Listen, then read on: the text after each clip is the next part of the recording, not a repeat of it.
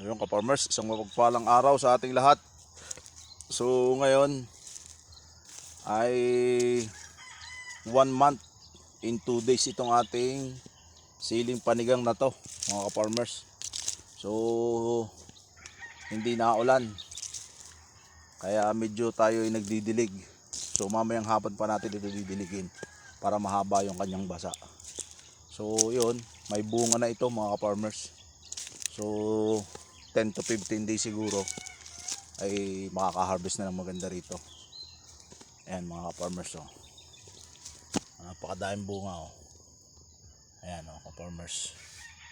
So maganda na yan, maraming bunga, oh. So ito ay kayen. So although maraming nagsakripisyo, pero meron talaga. Pero maganda ang bunga nito, ka-farmers. Ayan, oh. Napakaganda. So pinruning natin yan, ka-farmers. Kasi nga nang sa ganon, para bumigay talaga yung magandang bunga niya. Tingnan nyo to, oh, mga farmers, oh. Ayan, oh. 1, 2, 3, 4, 5, 6, 7, 8, 9, 10. So napakadami niyang bunga. Hindi pa to nabulas ng laki, ka-farmers.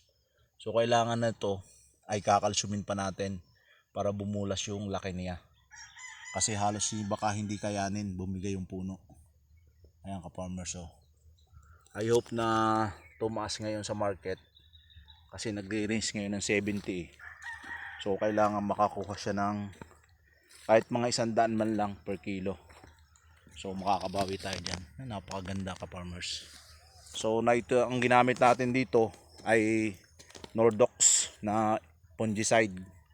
Tapos ang ginagamit natin dito mga pulyar, yung mga hindi naman mga masyadong mahal na pulyar, kasi halos pag tiningnan mo iisa naman ang tama.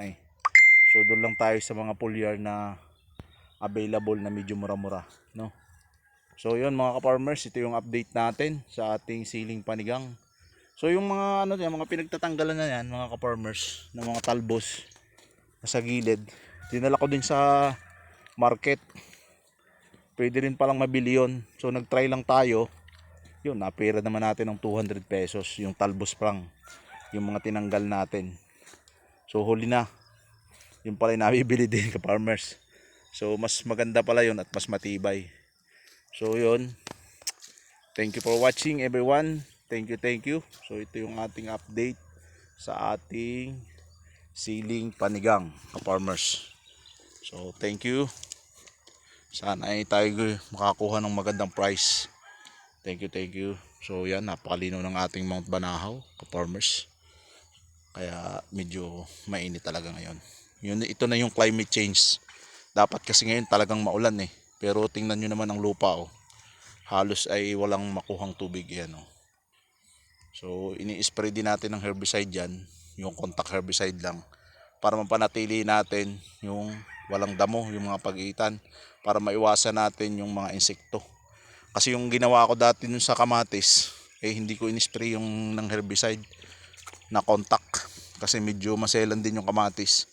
Baka mamaya madali pa yung mga talbos. So ito medyo inilalapat lang natin sa lupa para medyo hindi naman siya po sa puno tatamaan. So itong line lang to. So yan lang pinatatamaan natin ng contact herbicide. So para malinis, less tayo sa gastos mga ka-farmers. Kasi napakamahal ng maintenance ngayon dito sa amin, halos 500 na per head. So pag ikaw ay kumuha ng tao, kailangan meron kang 500 per head. So mahal na. Hindi naman talagang napakahirap ng pagtatrabaho sa bukid. Kaya hindi biro. So thank you for watching everyone. God bless all. Lahat ng mga farmers, Luzon, Visayas, Mindanao. Thank you for watching. Thank you and God bless.